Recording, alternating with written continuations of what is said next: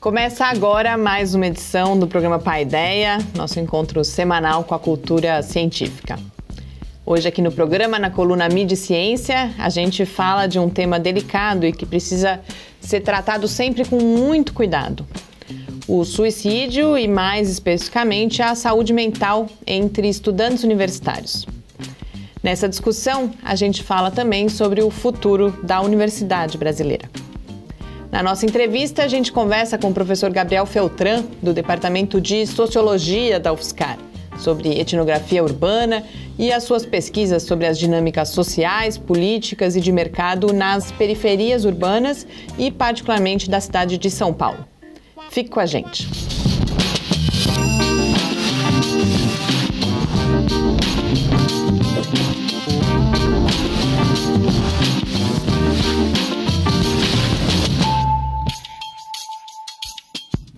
Muito boa noite, estamos de volta aqui no Paideia, nosso encontro semanal com a cultura científica, em uma realização do Laboratório Aberto de Interatividade da UFSCar, o LAB, e do Centro de Desenvolvimento de Materiais Funcionais, o CDMF.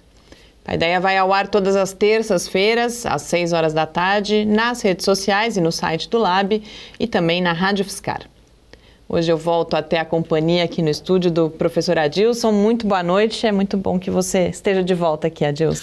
Boa noite, Mariana, boa noite a todos. Também é um prazer estar de volta aqui. A gente esteve viajando para participar de alguns eventos, mas estamos aqui de novo para mais um Paideia. A gente, com feriado, a gente precisou gravar o programa antes do que a gente faz normalmente, portanto, antes do Céu da Semana ficar pronto. Então, hoje, excepcionalmente, a gente não tem o Céu, mas eu preparei algumas dicas, embora o céu continue pouco agitado.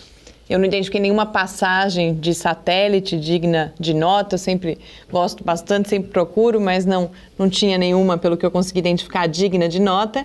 E os planetas também estão meio escondidos.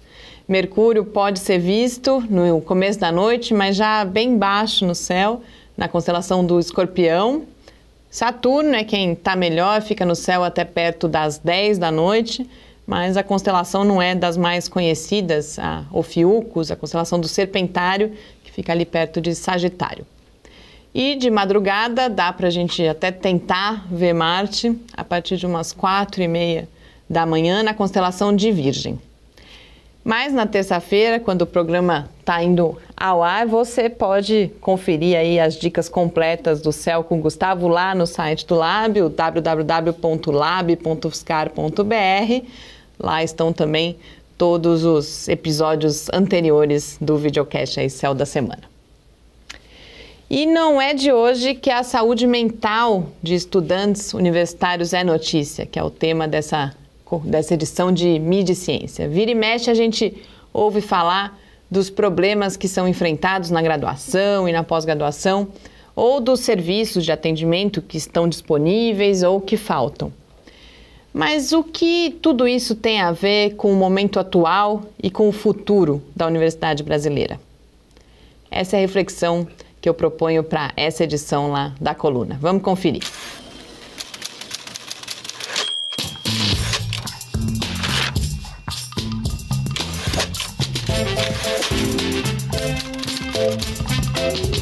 Dia 30 de outubro, aconteceu uma votação importante para o futuro da USP, que, apesar dos pesares, continua sendo a principal universidade brasileira.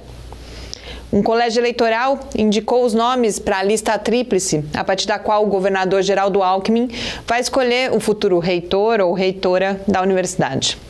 Alguns dias antes, a Folha de São Paulo publicou uma outra notícia falando da USP, que, partindo do suicídio de um estudante, fala sobre como algumas características do ambiente da pós-graduação podem contribuir com condições psicológicas que aumentam os riscos de suicídio.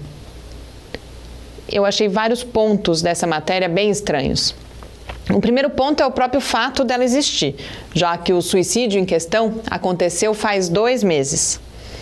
Podia até ser um gancho para a notícia de um estudo recente sobre a saúde mental de universitários ou de um evento sobre o tema, mas não era.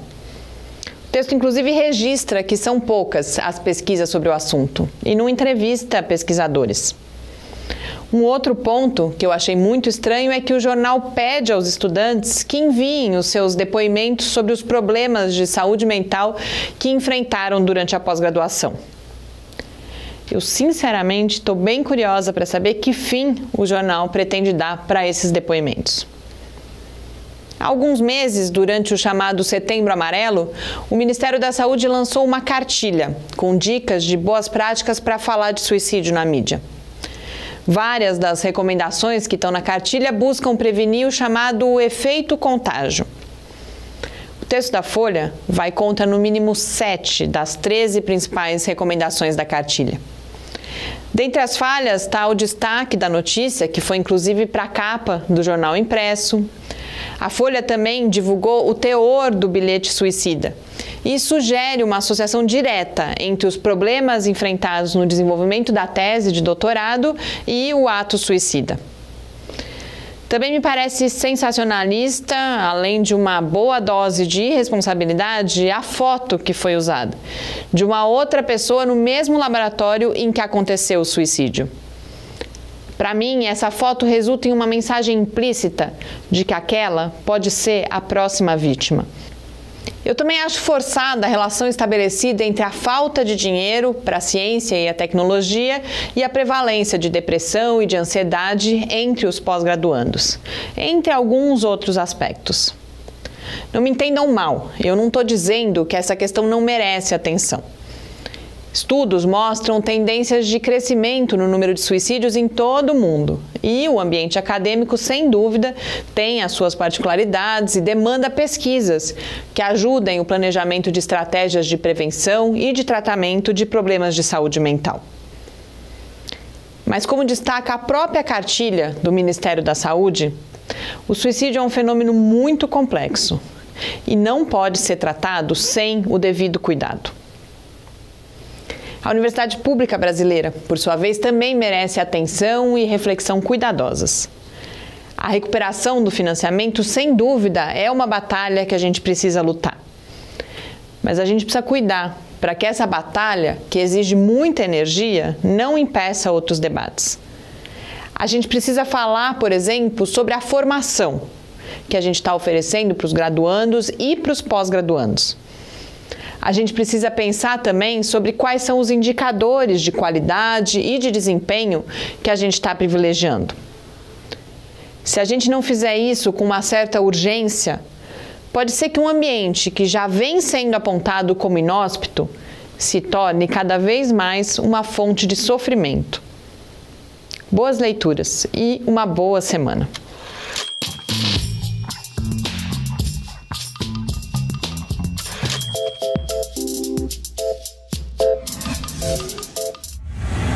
Estamos de volta aqui no Paideia. Realmente, essa questão da saúde mental ela começa a aparecer. Recentemente, o Estadão também, se eu não me engano, por ocasião ainda do Setembro Amarelo, faz uma discussão também sobre saúde mental na universidade. Mas o que me chamou muito a atenção realmente nessa matéria, especificamente da Folha, é, primeiro, a pauta, por que isso aparece 2 meses depois, e a forma toda como é tratada é bastante complicado. Então, tem as características que eu mencionei na coluna, mas eu acho que uma das questões principais para a gente refletir um pouco é essa associação direta que é feita, como se, bom, tem corte em recursos de ciência e tecnologia, portanto, as coisas dão errado, e aí o suicídio aparece, inclusive, como uma espécie de solução, que é um dos alertas que essa cartilha do Ministério da Saúde coloca, que a gente não pode simplificar algo que tem muitos fatores envolvidos e, certamente, nesse ambiente universitário, várias especificidades também, né? Foi uma correlação nada científica, né? É um evento que poderia ter aconteceu na universidade, mas poderia ter acontecido na periferia, poderia ter acontecido numa empresa, numa escola pública, etc. Né? Ainda mais essa questão que envolve alguém tomar uma decisão tão drástica como essa de acabar com a própria vida. Então, isso geralmente não é um evento que ocorre por um único fato, né? Tem toda uma história envolvida, etc. Então, fazer essa correlação é realmente muito, muito perigoso. É claro que o corte de financiamento para as pesquisas desestimula as pessoas a trabalharem com isso, as pessoas vão pensar em outras alternativas. Mas fazer uma correlação direta dessa, sem dúvida nenhuma, eu acho que foi um erro muito grande, né? Foi até, digamos, uma coisa sensacionalista, né? Parece que foi uma coisa inédita, nunca antes acontecida, né? A gente tem histórias de suicídios não só na universidade ao longo dos anos, de professores, entre outras coisas, mas nunca associado diretamente a uma questão como essa. Geralmente são causas pessoais, né? Que a pessoa vive, dilemas pessoais que levam a isso, né? Eu acho que a correlação foi realmente algo absolutamente absurdo. É claro que o ambiente universitário é um ambiente agressivo, né?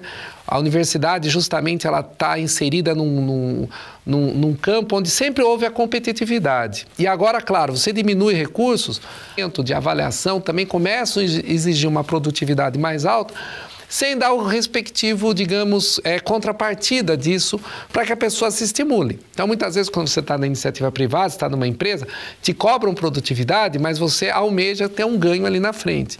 E é o que não acontece na universidade pública, né? Então, tanto para os pós-graduandos como para os professores e pesquisadores, trabalhar mais não significa necessariamente ganhar mais. Então, isso cria esse ambiente que muitas vezes é sobre muita pressão. E muitas pessoas relatam exatamente a angústia de estar nisso, etc. Mas correlacionar isso com um caso esporádico de suicídio, que não é normalmente um único fator, são vários fatores que levam a pessoa a tomar uma decisão dessa, foi realmente algo extremamente ruim e, com certeza, nada científico. E a ressalva que eu faço lá, tomar cuidado, olha, eu não estou falando que isso não é importante, porque acho que tem dois polos que a gente precisa olhar e que, de fato, casos como esse podem nos fazer pensar sobre isso. Um é a qualidade dos serviços de atendimento que a gente tem, não só na universidade, porque não é, inclusive, função da universidade todo esse atendimento, mas também na rede pública de saúde. Certamente precisa de aprimoramento, certamente é algo para a gente refletir. E a outra questão é o que você colocava, e é por isso que eu correlaciono, inclusive, aproveito esse momento de eleições na USP, por exemplo, que, claro que isso define, de certa forma, os rumos da universidade ou dessa universidade para os próximos anos, porque a gente precisa falar sobre isso também, sobre essas relações que se estabelecem tanto pela cobrança de publicação, mas também relação professor-aluno. A gente daqui a alguns programas vai conversar, por exemplo, com o professor Antônio Zuin, que mostra muito isso, como essa relação professor-aluno pode ser complicada. Então, são temas, sim, para a gente pensar, mas para a gente pensar, como você coloca, não porque uma pessoa chegou a essa tragédia, na verdade, né, do ato de suicídio, mas porque sim, a gente tem problemas, sim, a gente precisa melhorar o ambiente universitário e precisa melhorar sempre, inclusive os processos de formação, como eu coloco aqui, né? Bem, eu como tive na gestão da universidade por vários anos, a gente percebe que muitas vezes qualquer coisa que é comum acontecer na sociedade, quando acontece dentro do ambiente universitário, ele reverbera muito mais, né? Então, seja o caso, por exemplo, desse evento do suicídio, quantas pessoas... Você pega uma cidade como São Paulo, talvez quantos suicídios acontecem por mês, não se sabe, não sei o número, mas porque é na universidade, né? A mesma coisa, qualquer ato de violência que acontece na universidade, ela reverbera maior. Porque as pessoas muitas vezes olham a universidade como se fosse um ambiente ideal, destacado da sociedade da qual ela está inserida, né? Então parece que muitas vezes ali você tem um oásis em comparação do resto. Só que o que a gente percebe é que a universidade, como ela está inserida dentro da própria sociedade, ela está carecendo exatamente dos mesmos problemas que tem a sociedade, né? E muitas vezes as pessoas não conseguem compreender isso, inclusive no caso a própria imprensa, que acha que o evento aconteceu dentro da universidade, isso jamais poderia ter acontecido, etc. Tal, e dá uma dimensão desse tamanho. E a gente esquece que a universidade ela é feita principalmente pelas pessoas. E as pessoas que estão aqui na universidade, elas estão suscetíveis às mesmas pressões, os mesmos dilemas do que todos os outros que estão na sociedade. Então, falta perceber que a universidade ela não está desconectada do nosso mundo e sim ela está muito inserida nesse mundo. Principalmente agora, ela acaba se aproximando mais e mais disso, né? Quando você fala exatamente da questão da eleição da nova reitoria da USP, isso sem dúvida, toda vez que você troca a direção de uma universidade, você mais ou menos define os rumos que ela quer caminhar, para onde ela quer ir. E no caso particular da USP, que é escolhido pelo colégio eleitoral restrito aos participantes dos institutos, não é uma eleição, ela realmente vai ter um grande desafio, não só para um problema como esse, que graças a Deus é um problema pontual, né, e que não está diretamente ligado com a estrutura, mas sim aquilo que ela vai representar para a sociedade. Esse que é o grande ponto disso aí, né? Como que a gente quer que a universidade esteja inserida na sociedade, para saber também como a sociedade se insere dentro da universidade. Eu quero aproveitar um minutinho que a gente tem ainda, aproveitar que você falou do oásis da universidade, falar de uma espécie de dica de leitura, é algo que eu queria ter abordado na coluna, acabei não abordando, que é um olhar também, às vezes, para a ciência como descolada da sociedade. Porque a gente teve, faz uma semana, mais ou menos, o Trump declarando nos Estados Unidos o vício em opiáceos, né? Opiáceos legais, de medicamentos, inclusive, como uma epidemia, um problema. E aí, na Folha, mais uma vez, agora eu vou elogiar a Folha, eu fiz a crítica, mas aí a gente tem uma análise, isso sai no Caderno Mundo, e aí a gente tem uma análise de um jornalista da Editoria de Ciência, que é o Reinaldo José Lopes, mostrando como uma relação entre a indústria farmacêutica, periódicos predatórios, que são as revistas que publicam artigos científicos, mas que não são sérias, né, e que buscam principalmente lucro, e cientistas com conflitos de interesse, com más práticas, contribuiu para essa situação, porque aí artigos, por exemplo, foram publicados que omitiam dados de efeitos colaterais e coisas do tipo. Então a gente percebe que a própria ciência também não está descolada da sociedade para o bem e para o mal, e que a gente precisa estar atento a isso, e eu acho muito interessante quando isso aparece num caderno que não é o caderno de ciência, porque a gente percebe essas relações, inclusive, né? Eu acho que isso é muito importante chamar a atenção, né, que não é porque está publicado numa revista que aquilo é uma verdade científica.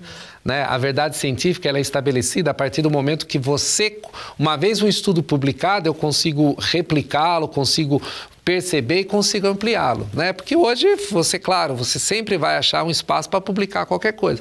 Como a gente até brinca, tá na internet é verdade, né? Claro que não, né? Geralmente a maioria das coisas estão espalhadas ali na internet e não são verdadeiras. Então isso tem que tomar cuidado. E ainda um sábio como Trump, né? Que tem uma grande visão científica, né? Alguém que defende a ciência de uma maneira tão, né, forte como o Trump, enfática, né? Negando coisas como aquecimento global, entre outros fatos, porque justamente vai contra os interesses daqueles que estão envolvidos contra ele, a gente vê qual é essa credibilidade, né? E muitas vezes o cientista que publica em periódicos assim, também volta àquele ponto que a gente estava falando antes, está sob a pressão de publicar. Então, muitas vezes publica estudos sem estar absolutamente concluídos, fatiam publicações de forma a multiplicar. Então, isso também vem o próprio impacto, né, de muitas vezes essa pressão, que não é só exclusiva aqui do Brasil, isso acontece no mundo todo, acaba também publicando coisas dessas sem o devido escrutínio necessário para fazer a análise desses resultados. Né? Nesse caso, acho que o Renato estava falando de gente que é muito bem paga, na verdade. Exato. Que aí é a má prática exatamente. no extremo. Mas confiram lá, vale a pena realmente uma análise bastante interessante que é feita, e também a coluna Mediciência lá no site do Lab. Porque agora, para a gente encerrar esse primeiro bloco do Paideia, a gente vai conhecer as pesquisas da professora Paula Costa Castro, que é do Departamento de Gerontologia da UFSCar. São pesquisas sobre como a tecnologia pode auxiliar na qualidade de vida de pessoas idosas. Em seguida, a gente volta para a entrevista com o professor Gabriel de Santos Feltran, que é professor do Departamento de Sociologia aqui da UFSCar. Até já! Eu sou a professora Paula Castro, do Departamento de Gerontologia da UFSCar. Eu trabalho nos temas de gerontecnologia, universidades da terceira idade e qualidade de vida. Os meus parceiros na pesquisa são o Instituto de Ciências e Matemática Computacional da USP, de São Carlos, a Universidade Federal de Uberlândia, a Universidade de Surrey, a empresa Aptor e a empresa Cienideia. Juntos nós desenvolvemos tecnologias que possam promover a independência e melhorar a qualidade de vida de idosos que vivem na comunidade e tornar essa comunidade um ambiente amigo do idoso. Né? Alguns projetos em andamento que eu tenho são o estudo do envelhecimento saudável nas universidades da terceira idade, como que a educação pode interferir na qualidade de vida das pessoas que frequentam, o desenvolvimento de produtos que vão servir como sensores não invasivos, que não interferem na privacidade dos idosos, para monitorar certas condições de risco e também para servir como base para e-health, como, por exemplo, usar pequenos acelerômetros para tentar prevenir quedas ou investigar padrões de movimento entre idosos que caem e idosos que não caem, por exemplo, para que no futuro a gente possa utilizar esses equipamentos para que a própria pessoa possa conseguir se monitorar ou a comunidade médica consiga utilizar para avaliar pessoas que podem estar em risco e que precisam mesmo ou não de intervenção, por exemplo. Outra área que a gente estuda é a interação dos idosos ou das pessoas que estão envelhecendo, né, ao longo da vida com as novas tecnologias. E aí nós desenvolvemos conceitos para aplicativos que possam servir entre comunicação entre essas pessoas, os seus cuidadores formais, como por exemplo a equipe de saúde, e os seus cuidadores informais, como por exemplo família, amigos, vizinhança, etc. Nós também temos em andamento um projeto que foca o desenvolvimento de um desses produtos para melhorar a comunicação entre idosos com demência que estão institucionalizados e os cuidadores dessa instituição com os familiares que estão separados dessas pessoas, né, que perderam contato com essa pessoa ao longo do tempo. E um apoio também ao sistema público de saúde por meio de desenvolvimento de tecnologias que possam melhorar o custo-efetividade e a qualidade do atendimento ao idoso, como, por exemplo, os editais do PPSUS e outros tipos de atenção básica de saúde.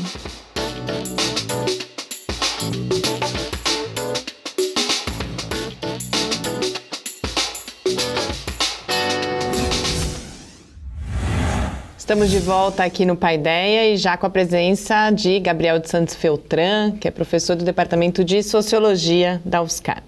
Gabriel pesquisa dinâmicas sociais, políticas e de mercado nas periferias urbanas, é coordenador do Núcleo de Pesquisas Urbanas na Margem e coordenador de pesquisa do Centro de Estudos da Metrópole, além de pesquisador do Núcleo de Etnografias Urbanas do Centro Brasileiro de Análise e Planejamento, o SEBRAP. Gabriel, boa noite. É um grande prazer, uma alegria para mim te receber e a gente poder ter essa conversa aqui no Paideia.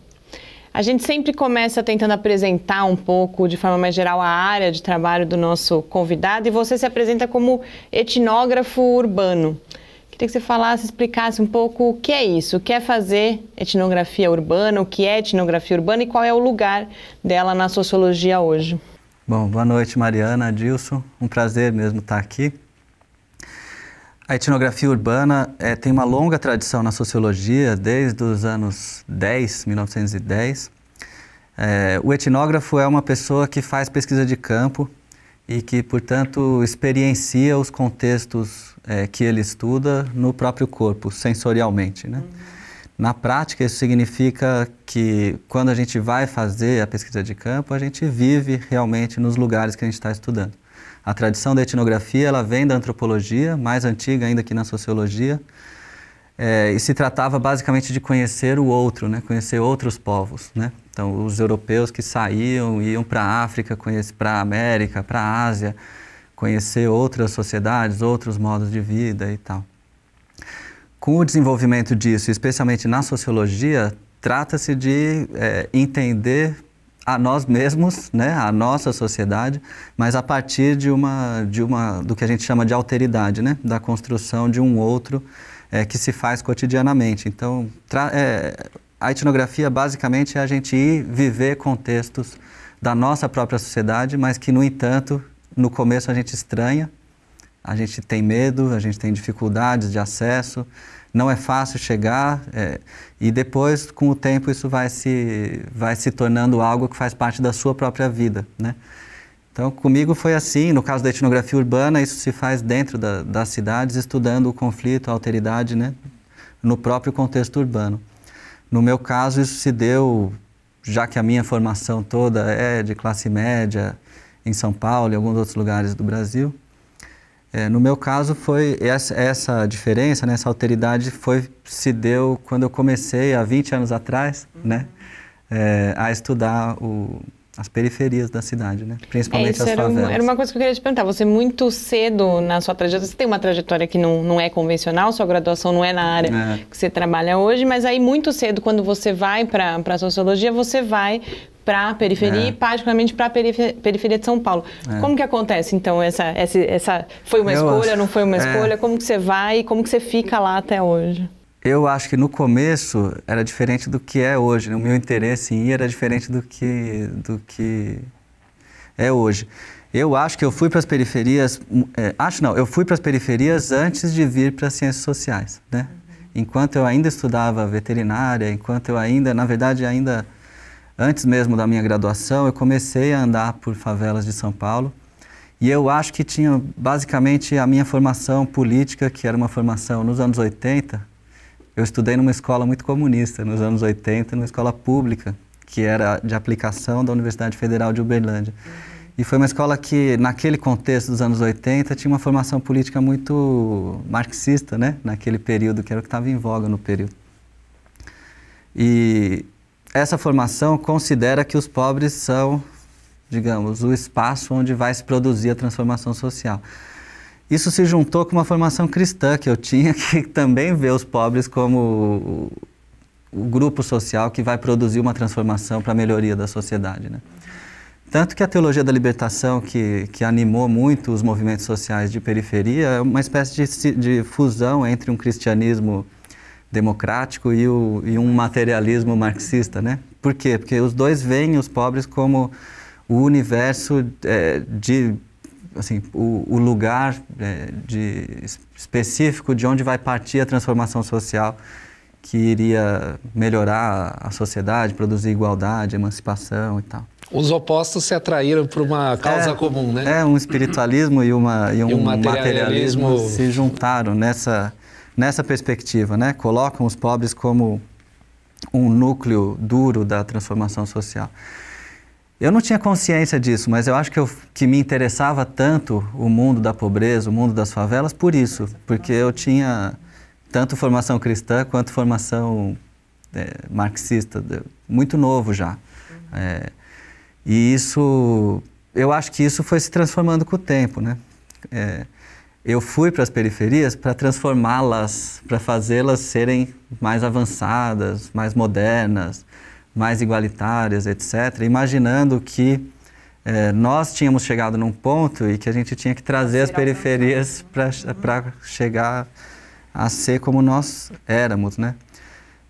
Isso mudou rapidamente quando eu vi que o problema era muito mais complicado, que o fato de nós sermos como nós somos era exatamente o processo que fazia eles não terem o que a gente tem, que essas coisas estavam conectadas, né?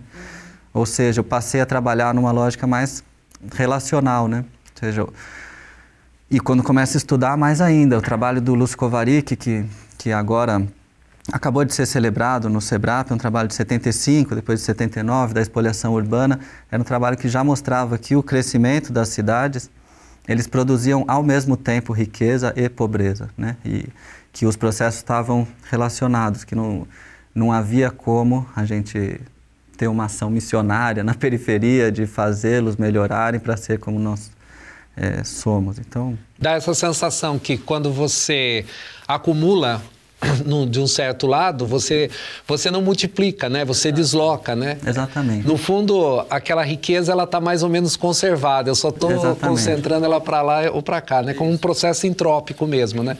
De você fazer esse crescimento, né? E essa percepção que você teve ao ir a periferia, a favela de São Paulo, você vai isso lá, pelo que eu entendi, desde os anos 80, etc. Desde os anos 90. Então são quase 30 anos nisso, né? 20 anos mais detidamente, isso. Né? Então, e qual é a sua percepção? O que mudou, piorou?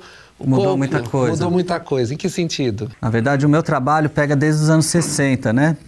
E desde os anos 60 muita coisa mudou e eu diria que os pilares da organização da vida nas periferias mudaram bastante. Esses pilares sempre foram a migração, né? As periferias das grandes cidades são construídas, são edificadas em território rural a partir dos anos 60, já começa nos anos 50, mas a partir dos anos 60 que isso cresce muito.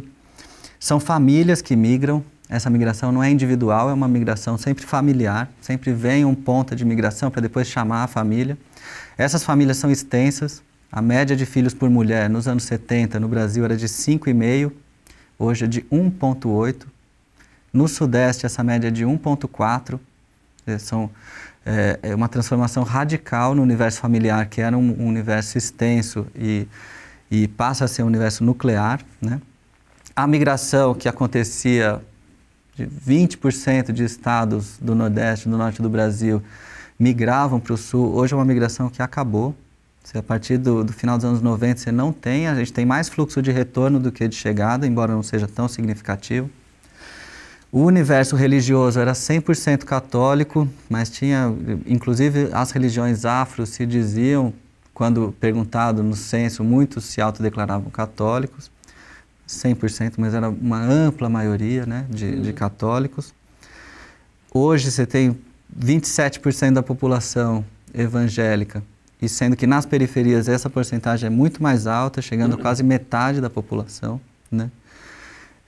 Com teologias muito diferentes. A teologia católica é uma teologia de longo prazo, pensada para um grupo específico que vai fazer mobilidade social com o sacrifício de uma geração para que a outra geração esteja melhor. Então, os migrantes dos anos 60, dos anos 70, eles vinham para a cidade grande para melhorar a vida da família, no projeto familiar.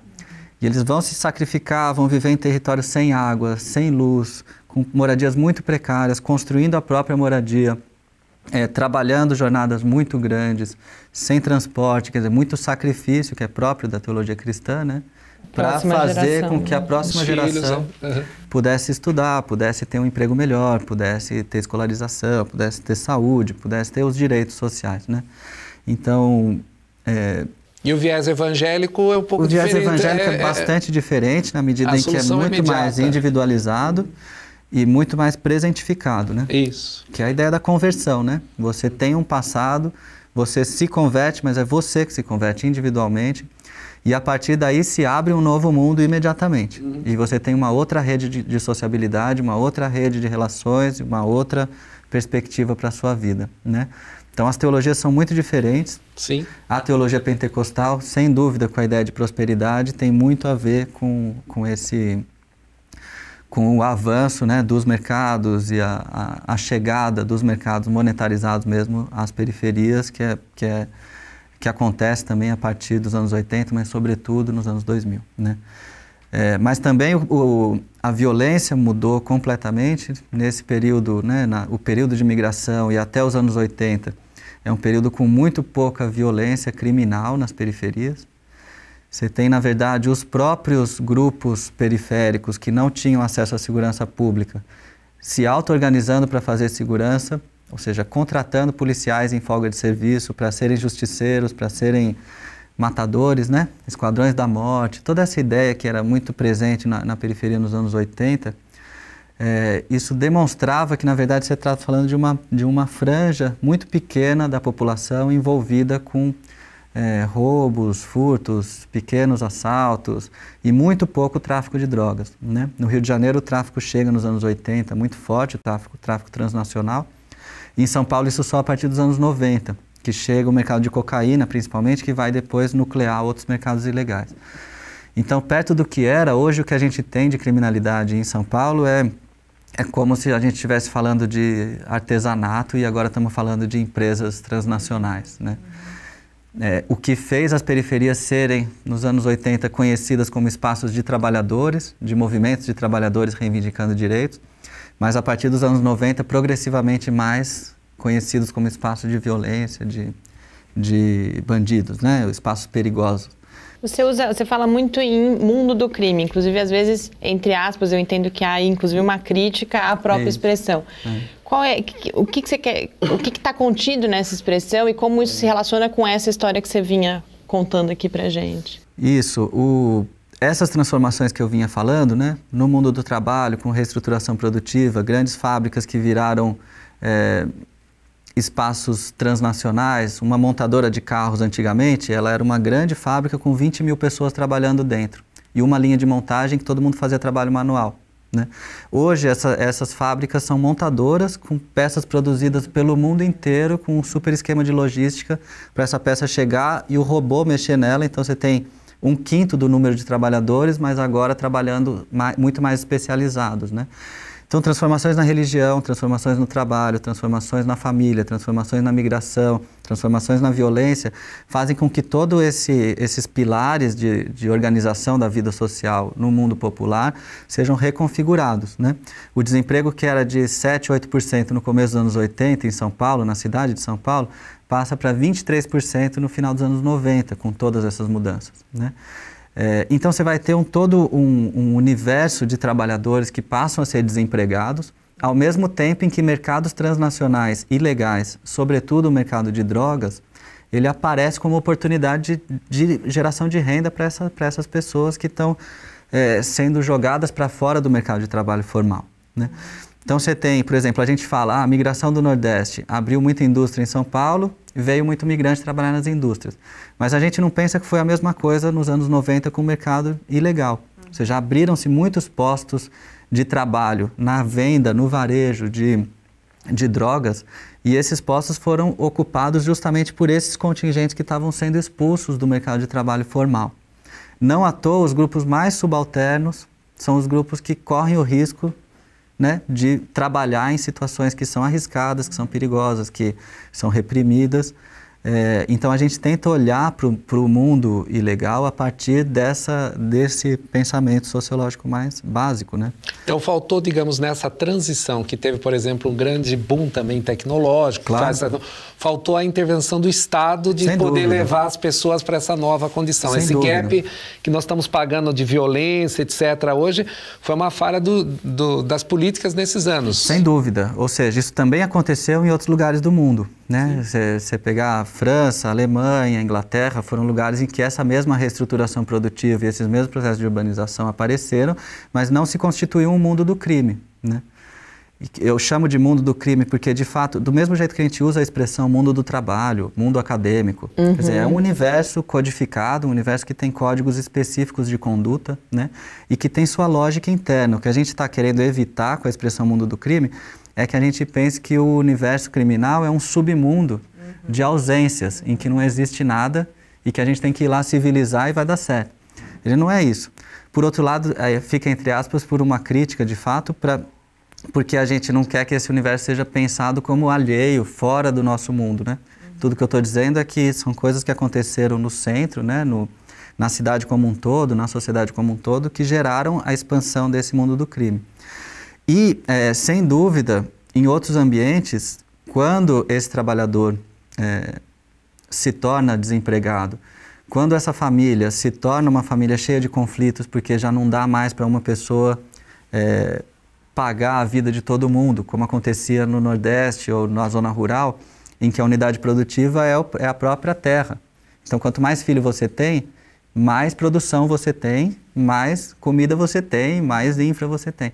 No nosso caso, é trabalho assalariado na cidade. Então, é um salário que você tem que dividir com os outros. Né? Então, quanto mais gente na casa, mais difícil. Mais por isso que as famílias diminuem, né?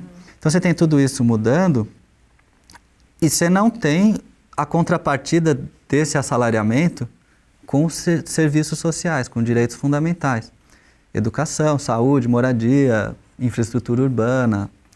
Isso tudo vai chegar para os contingentes brancos da população brasileira, né? O nosso mundo branco é muito inclusivo, cabe árabe, cabe japonês, cabe turco, cabe tudo que não cabe nos países do norte, né? Mas no nosso caso, o polo branco vai ter proteção social, ainda que precária, mas tem BNH, tem financiamento de moradia, tem escola pública, tem saúde pública, para um grupo da nossa sociedade, né? E tem um outro contingente que é maioritário, que é a maioria da população, acho que é majoritário, que é a maioria da população que vai ficar sem esses direitos. E esses contingentes que vão, por não ter outras oportunidades de trabalho, optar por uma franja de 4, 5% da população pobre vai optar por trabalhar nos mercados ilegais e vai fazer esses mercados crescerem. Esses mercados ilegais muitas vezes fazem esse papel de Estado, né? Por exemplo, resolvendo o problema, a mãe está doente, ele vai lá e paga o médico, ou aquele que fez a violência, ele vai lá e faz a justiça, né? Entre aspas.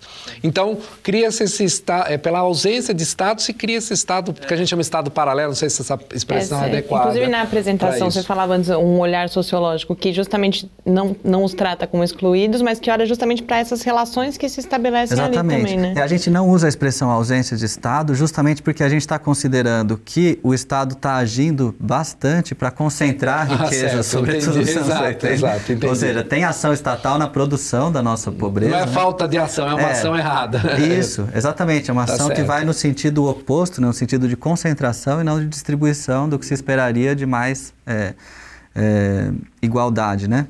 Por outro lado, a gente não usa a expressão Estado paralelo porque a gente questiona o paralelo. A ideia de Estado, ou seja, a ideia de reivindicar o monopólio da força, que é a definição sociológica de Estado, né? Aquele que reivindica para si o monopólio do uso da força. Então, assim, o uso da força pelo Estado é legal. Dentro das leis, a polícia pode usar, o exército, as forças armadas. O crime faz isso, né? Nas favelas, nas periferias. Ele diz, só nós podemos usar a força nesse território. Então, de fato, é como se constituísse um Estado outro ali, né?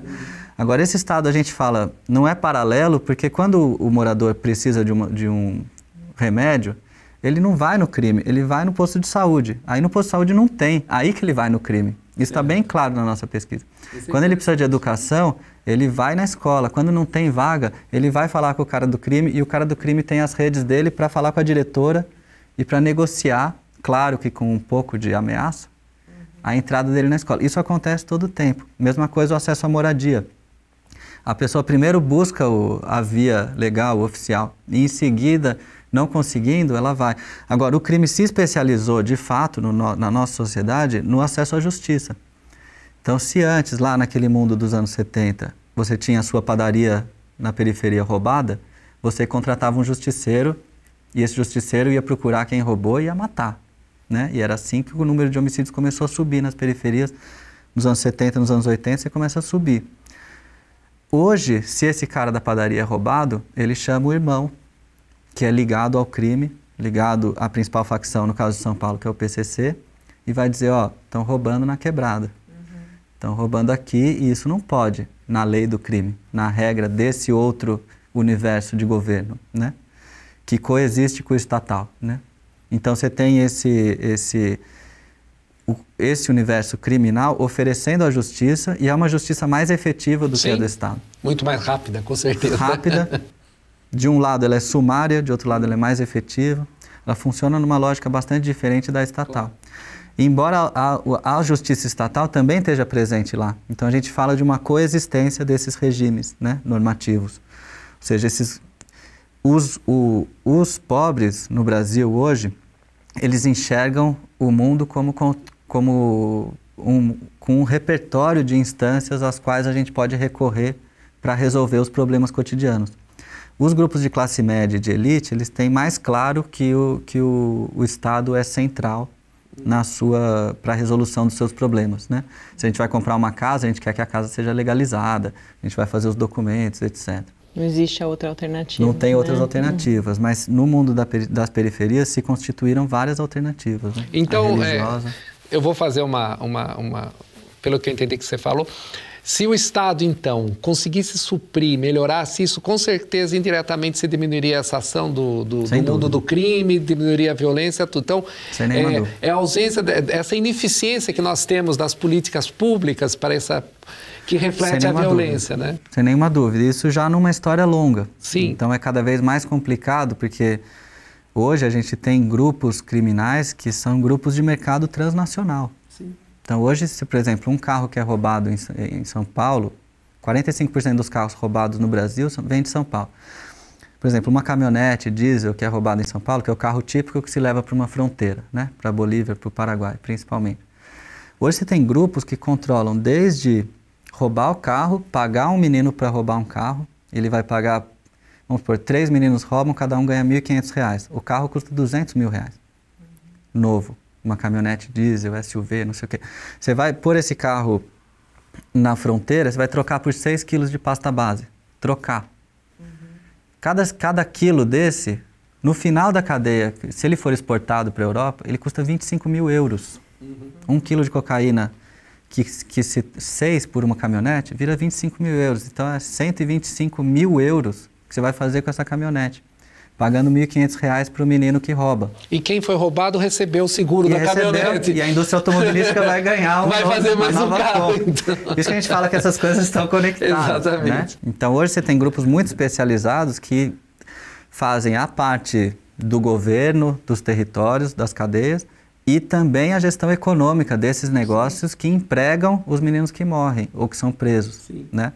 Então, a nossa política de segurança ela é focada no pequeno operador desses mercados, criminaliza esses pequenos operadores, tira ele, coloca na cadeia e no outro dia tem outro trabalhando, porque é um posto de trabalho.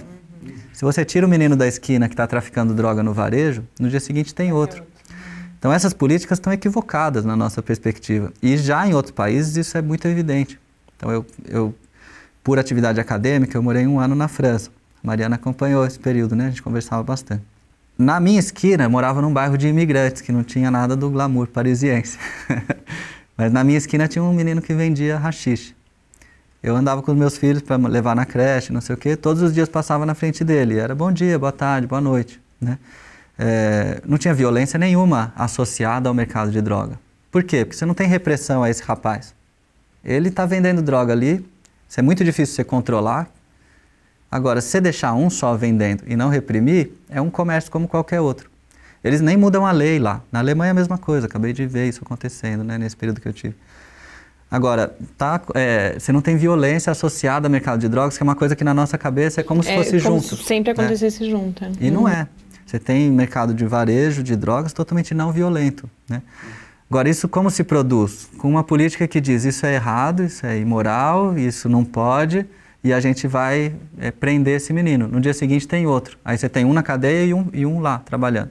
No outro dia você tem 2 na cadeia. Então São Paulo tinha 40 mil presos em 90 e São Paulo tem 250 mil presos hoje. E São Paulo tem 1 milhão de ex-presidiários. Então você está produzindo o exército criminal, né, com essa política.